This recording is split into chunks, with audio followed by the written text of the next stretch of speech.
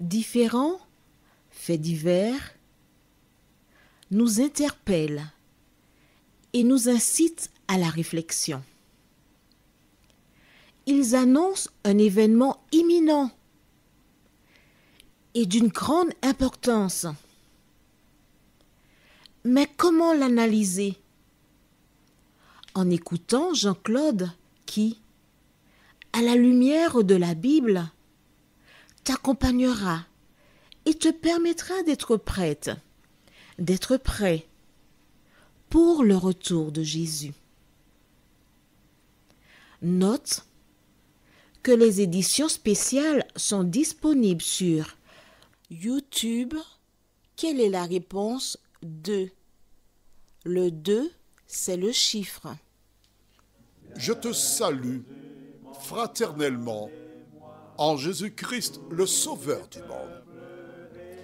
C'est Jean-Claude qui partage avec toi cette nouvelle série qui s'intitule « Découvrir la vérité ». Marco et Jean-Claude, nous sommes fort heureux de te retrouver encore aujourd'hui. Eh oui, c'est un bonheur. Pourquoi? De partager avec toi les vérités qui se trouvent cachées dans la parole de Dieu.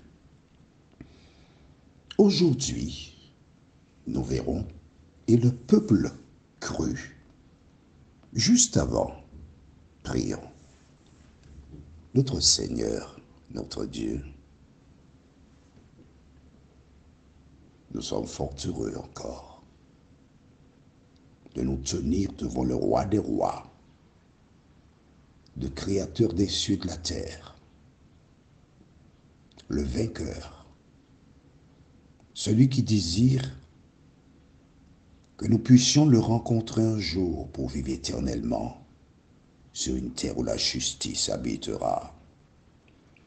Alors que nous découvrons la parole, cet esprit, merci de nous éclairer, merci de nous garder, merci de nous vivifier. Au nom de Jésus et pour ta gloire éternelle. Amen. Rappelle-toi, nous avons vu précédemment comment Dieu a identifié Israël. Il a clairement dit à Moïse qu'Israël est son premier-né. Et il a dit à Pharaon, si tu ne laisses pas partir mon premier-né, à savoir les enfants d'Israël, je ferai périr ton premier-né. Relisons cela dans Exode chapitre 4. Et je lis le verset 22 et 23. Tu diras à Pharaon, ainsi parle l'Éternel, Israël est mon fils, mon premier-né. Je te dis, laisse aller mon fils pour qu'il me serve. Si tu refuses de le laisser aller, voici je ferai périr ton fils, ton premier-né. Comment comprendre tout cela? Il y a Dieu et il y a Satan qui œuvre dans Pharaon. Pharaon retient prisonnier le premier-né de Dieu, c'est-à-dire les enfants d'Israël. Et Dieu dit, si tu ne laisses pas partir mon premier-né, c'est-à-dire les enfants d'Israël, je ferai périr ton premier-né. C'est donnant-donnant.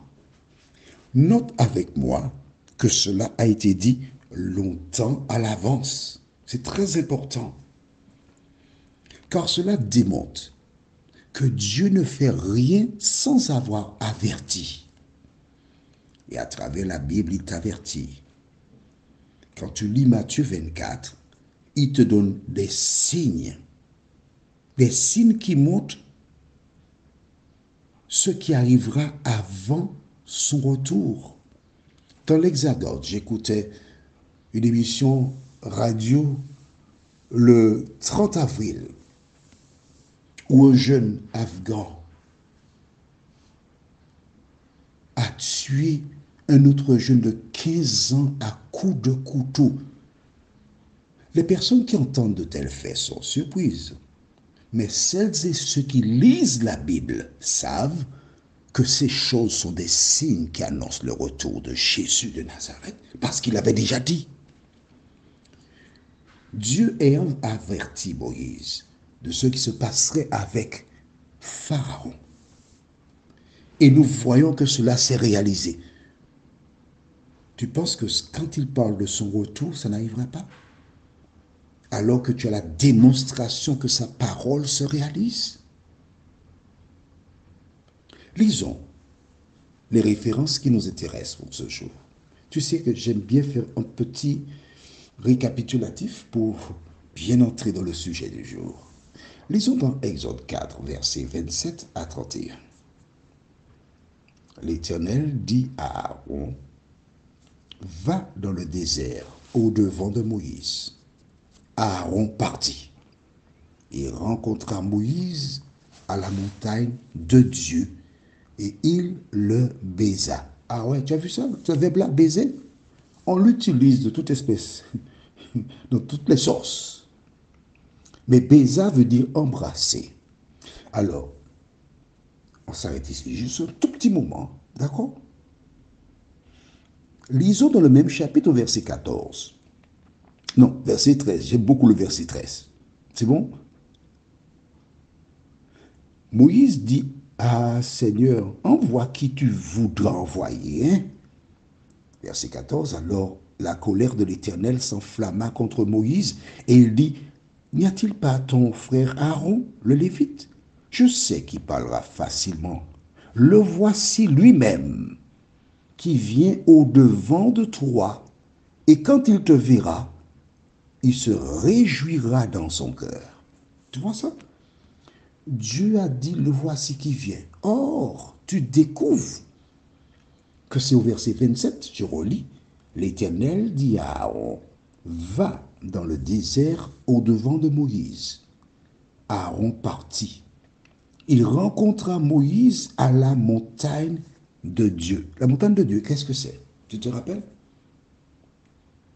Dis-moi. Qu'est-ce que la montagne de Dieu? Alors, prends ton cahier et puis lis. Ne perds pas du temps parce qu'il nous faut avancer. Hein? Allons, as-tu trouvé? Je t'attends. Hein? Réfléchis, on a déjà vu ça. Il ne faut pas venir t'asseoir là pour écouter et puis ensuite tu as déjà oublié tout ce qu'on a fait. Ça n'a pas de sens.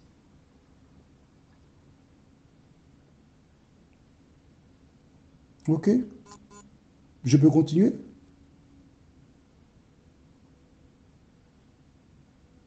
Tu veux du temps encore pour réfléchir?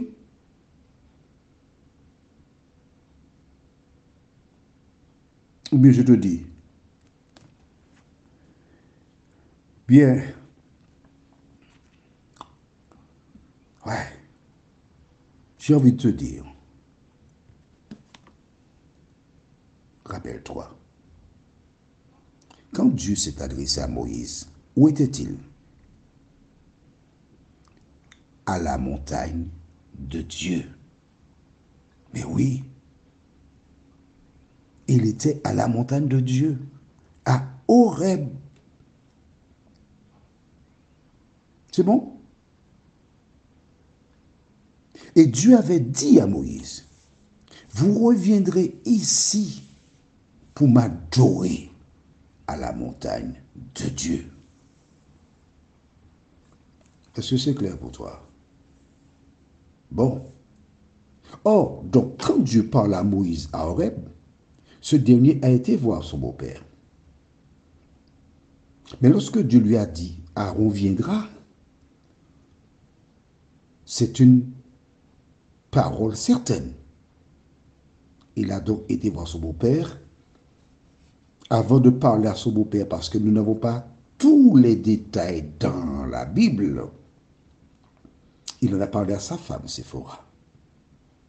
Et j'imagine toute l'émotion qu'il avait pour raconter sa rencontre avec Dieu.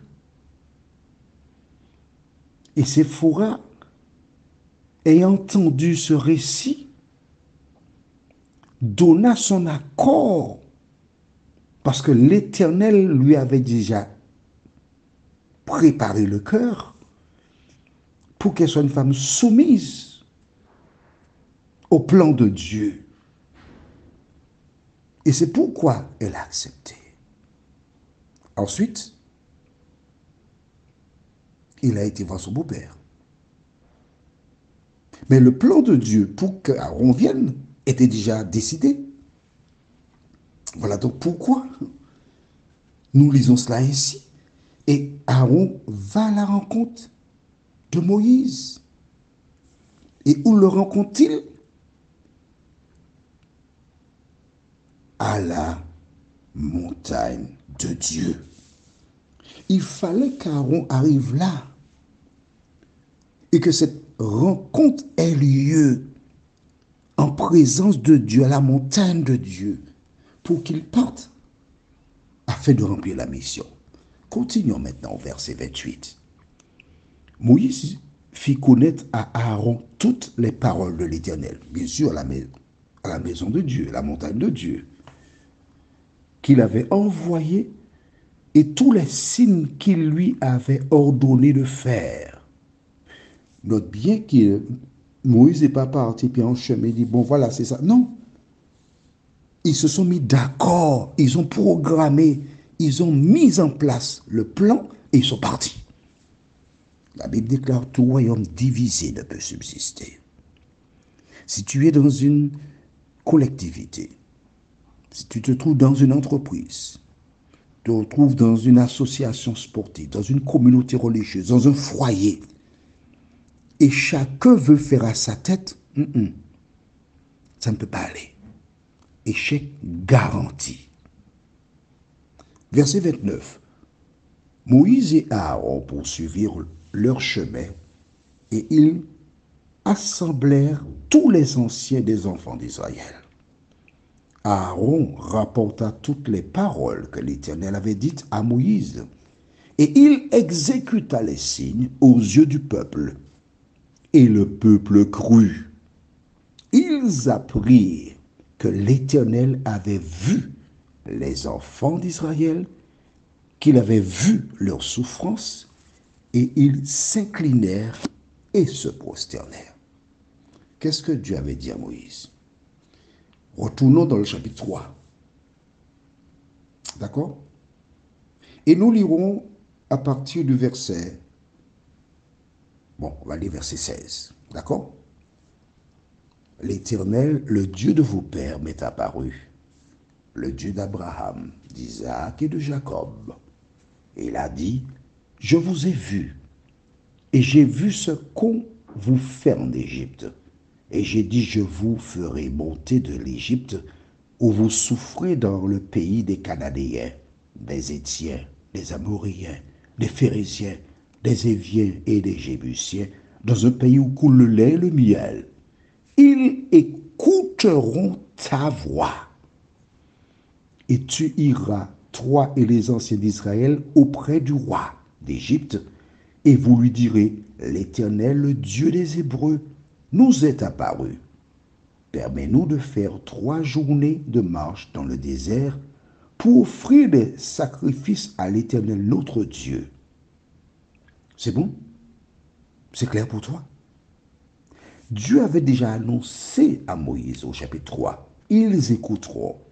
Et quand nous lisons verset 31, et le peuple crut. Tu vois la différence? Moïse, il avait peur. Il a regimbé, il a posé des questions, etc. Il se rend vers le peuple qui souffre, le peuple qui est maltraité.